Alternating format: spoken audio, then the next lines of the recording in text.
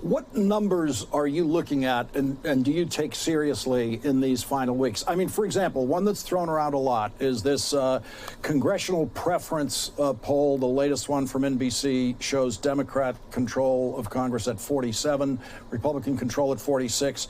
Does that have any meaning to you?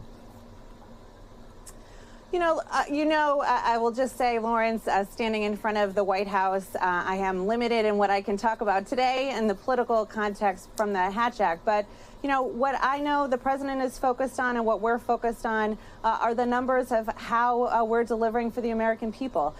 So we are focused on the 3.5% unemployment, the best for the last 50 years, the 10 million jobs, the 700,000 of those new jobs coming out of manufacturing. You heard the president say yesterday, and he said often changing what made in America means in this country by creating new opportunities and communities that have been long forgotten. So, those are the numbers that we're focused on here. $1.20 decrease in gas prices since June, the 10 cents over this past week. But also we are incredibly encouraged to see American people voting and turning out, and the benefit of not having to worry so much about polling, but being able to see people all across this country express their voice by showing up and really making clear what they understand is at stake and their role in the path forward. So what is your personal anxiety level at this point in the final days leading up to the election, and how do you manage that anxiety? I will say, as the president has said, that we are quite confident that we will continue to have a Democratic House and a Democratic Senate as we move forward. And, we are just so focused on doing the work. That's what President Biden has built in this administration, just an extraordinary group of people following his lead of how we can make sure that we're not ever losing sight of what the American people are looking for and they need, and how we can go tell that story. He's going to continue to cross the country, speaking about that, speaking about the accomplishments, talking about the progress that we've made, but that we have so much further to go. And that really just gives us a sense of purpose. And that's something we talk about often.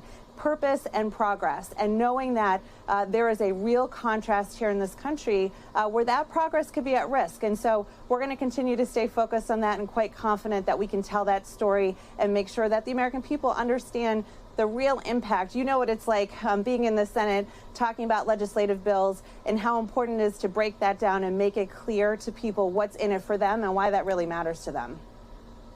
What is the number one item you want to leave voters with in what will be the president's speeches, what will be Democratic candidate speeches, their messages in the final weeks? So, Lawrence, I think you've heard him speak to this, honestly, all the way back in the campaign and really why he decided to run to begin with. But he's going to continue to talk about that real contrast that we see in this country, that there is a vision and a path moving forward where we can continue to deliver for the American people by lowering costs in their lives, by making sure that we understand that their prescription drugs are too high, so he's lowered them, that healthcare costs are too high, so he has lowered them. Focused on gas prices, of course those are still too high, but continuing to use every tool that he has, and that is in stark contrast to the MAGA Republican elected officials who are not only in siding with special interests that don't want your prices to be lowered, that the president was able to push forward in the Inflation Reduction Act, but their number one priorities. You hear from Senator Rick Scott. He's going to put Social Security and Medicare on the chopping block every 5 years, and veterans benefits and more. And Senator Ron Johnson says, 5 years isn't enough. We're going to do it every year.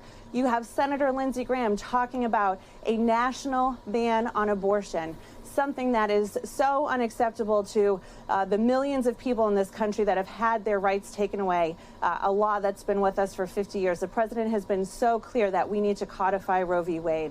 So there is so many elements like that the president's going to continue to really highlight his vision versus this extreme MAGA agenda, and be clear about what that contrast is and make sure that people are able to see and feel the progress we've made and that there is more progress to be done together.